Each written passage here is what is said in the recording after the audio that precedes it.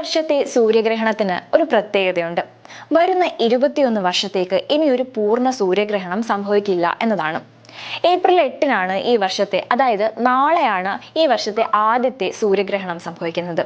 സമ്പൂർണ്ണ ഗ്രഹണമാണെങ്കിലും ഇന്ത്യയിൽ ഇത് ദൃശ്യമാകുന്നതല്ല. അതുമാത്രമല്ല, യുണൈറ്റഡ് സ്റ്റേറ്റ്സ്, മെക്സിക്കോ, കാനഡ എന്നിവ ഉൾപ്പെടെയുള്ള നിരവധി രാജ്യങ്ങളിൽ ഇത് കാണപ്പെടുകയും ചെയ്യുന്നു. എന്നാൽ ഗ്രഹണ സമയത്ത് പ്രകൃതിയിൽ പല വിധത്തിലുള്ള മാറ്റങ്ങളും സംഭവിക്കും. സൂര്യഗ്രഹണത്തോട് അനുബന്ധിച്ച് വിചിത്രമായ പല കാര്യങ്ങളും സംഭവിക്കാൻ സാധ്യതയുണ്ട്. ഇതിന്റെ ഫലമായി പലപ്പോഴും പ്രകൃതിയിലും മാറ്റങ്ങൾ വരുന്നു. ഇത്തരം മാറ്റങ്ങൾ എന്തൊക്കെയെന്നും പ്രകൃതിയിലെ മാറ്റങ്ങൾ എപ്രകാരമാണ് നമ്മളെ ബാധിക്കുക എന്നും ഒന്ന് നോക്കാം. സൂര്യഗ്രഹണ സമയത്ത് ഒരു അത്ഭുത പ്രതിഭാസം കാണാൻ സാധിക്കുന്നതാണ്.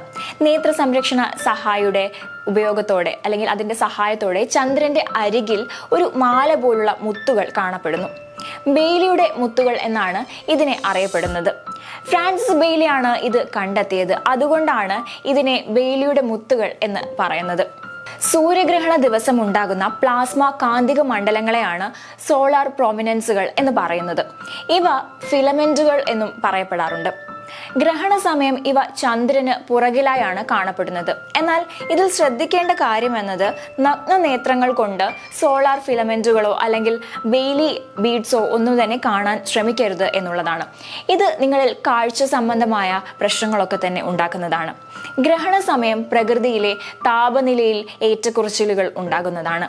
കാരണം ചന്ദ്രൻ സൂര്യനെ മൂടുന്നതിന്റെ ഫലമായാണ് ഇത്തരത്തിൽ സംഭവിക്കുന്നത്.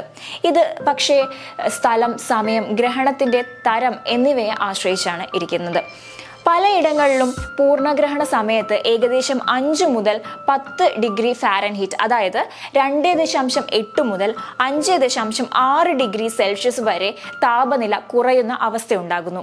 പലപ്പോഴും തണുപ്പിലേക്ക് എത്തുന്ന അവസ്ഥയും ഉണ്ടാകുന്നുണ്ട്. കാറ്റിലും അതുപോലെ പല വിധത്തിലുള്ള മാറ്റങ്ങൾ ഈ സമയം സംഭവിക്കാറുണ്ട്. പലപ്പോഴും കാറ്റിന്റെ ദിശയിൽ മാറ്റം പ്രതീക്ഷിക്കാവുന്നതാണ്. ആദ്യം ചന്ദ്രൻ സൂര്യനോട് അടുക്കുമ്പോൾ കാറ്റ് കുറയുന്നു. ചന്ദ്രൻ ഏറ്റവും ഉയർന്ന സ്ഥലത്തേക്ക് വീണ്ടും എത്തുമ്പോൾ കാറ്റ് വീണ്ടും വർദ്ധിക്കുന്നതായി കാണാം. പൂർണ്ണവും വൃത്താകൃതിയിലുമായ ഗ്രഹങ്ങളിൽ പലപ്പോഴും കാറ്റിന് ഇത്തരം മാറ്റങ്ങൾ സംഭവിക്കുന്നതായി കാണാം. പലപ്പോഴും ഗ്രഹണ സമയത്ത് മൃഗങ്ങൾ ആശയക്കുഴപ്പത്തിലാകാറുണ്ട്. പ്രകൃതിയിലെ ചെറിയ മാറ്റങ്ങൾ പോലും ബാധിക്കുന്ന ചെറുജീവികളായ ചീവീട്, മറ്റ് ചെറിയ പ്രാണികൾ ഗ്രഹണ സമയം കൂടുതൽ ശബ്ദമുണ്ടാക്കുന്നതായി കാണാം. പക്ഷികൾ കൂട്ടത്തോടെ ഈ സമയം ചേക്കേറാൻ ശ്രമിക്കുന്നു. പശുക്കളും മറ്റു മൃഗങ്ങളും അനാവശ്യമായി ശബ്ദങ്ങൾ ഉണ്ടാക്കുകയും ചെയ്യുന്നുണ്ട്. ഇതെന്തുകൊണ്ടെന്നാൽ രാത്രിയും പകലും തിരിച്ചറിയാനാവാത്തത് കൊണ്ടും പ്രകൃതിയിലെ മാറ്റവും അതുണ്ടാക്കുന്ന ഭീതിയുടെയും ഒക്കെ ഫലമായിട്ടാണ്. അതുപോലെ തന്നെ സൂക്ഷ്മാണുക്കളിൽ മാറ്റം വരുന്നതും സൂര്യഗ്രഹണത്തിന്റെ ഫലമായി സംഭവിക്കുന്നതാണ്. ഇന്ത്യയിൽ പലയിടങ്ങളിലും സമ്പൂർണ്ണ ഗ്രഹണ സമയത്ത് ലബോറട്ടറികളിൽ സൂക്ഷിച്ചിരുന്ന ചില ബാക്ടീരിയകളിൽ മാറ്റം വരുത്തുകയും പിന്നീട് അവ വ്യത്യസ്തമായ ആകൃതിയിലേക്ക് മാറുകയും ചെയ്യുന്നു എന്നാണ് പറയുന്നത്. വിചിത്രമായ നിഴലുകളും ഗ്രഹണ സമയത്ത് പലപ്പോഴും ഉണ്ടാകാറുണ്ട്. അതുപോലെ തന്നെ ഗ്രഹണ സമയത്ത് പലപ്പോഴും വിചിത്രമായ നിഴലുകൾ കാണപ്പെടാറുണ്ട്. പിൻഹോൾ പ്രതിഭാസം എന്നാണ് ഇതിനെ പറയുന്നത്. പലപ്പോഴും മരങ്ങളിലും വസ്തുക്കളിലും പതിക്കുന്ന സൂര്യരശ്മിയിൽ നിന്നാണ് ഇത്തരത്തിലുള്ള വിചിത്രമായ നിഴലുകൾ കാണപ്പെടുന്നത്. ഇത് ഭാഗികമായി ഉണ്ടാകുന്ന ഗ്രഹണ സമയത്തും സംഭവിക്കാറുണ്ട്. എന്തായാലും ആളുകൾ ഏറ്റവും അധികം കാത്തിരിക്കുന്ന ആകാശ പ്രതിഭാസങ്ങളിലൊന്നാണ് വരാൻ പോകുന്ന സൂര്യഗ്രഹണം. കഴിഞ്ഞ 50 വർഷത്തിനിടയിൽ സംഭവിക്കുന്ന ഏറ്റവും ദൈർഘ്യമേറിയ സൂര്യഗ്രഹണം എന്ന വിശേഷണം മാത്രമല്ല ഏപ്രിൽ 8 തിങ്കളാഴ്ചത്തെ സൂര്യഗ്രഹണത്തിന് ഉള്ളത്. അതിനൊപ്പം തന്നെ സംഭവിക്കുന്ന ആകാശത്തിലെ മറ്റു ചില കൗതുകങ്ങൾ കൂടിയാണ്. അതെന്താണെന്നല്ലേ?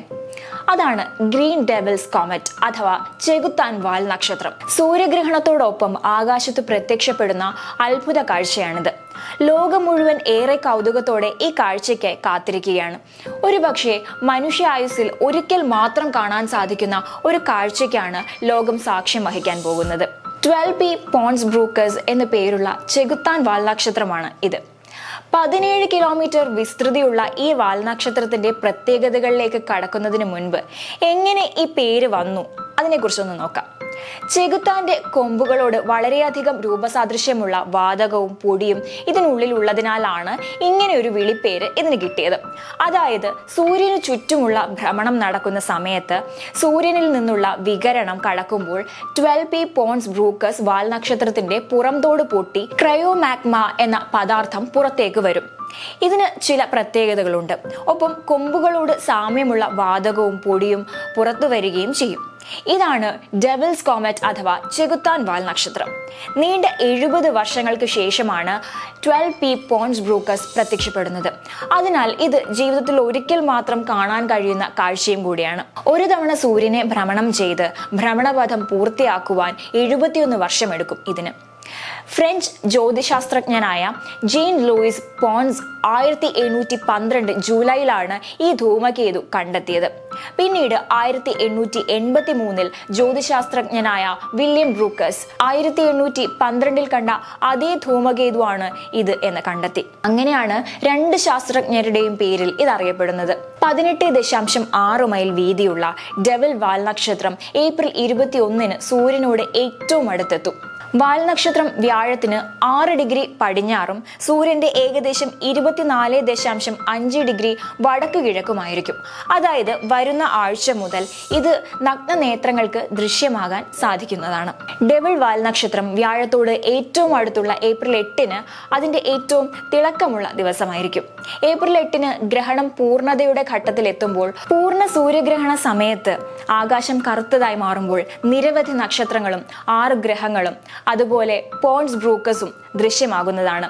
ഈ സമയത്ത് ബൈനോക്കുലറുകൾ ഉപയോഗിച്ച് തിളങ്ങുന്ന ആ പച്ച വാൽനക്ഷത്രത്തെ നിരീക്ഷിക്കാൻ കഴിയും.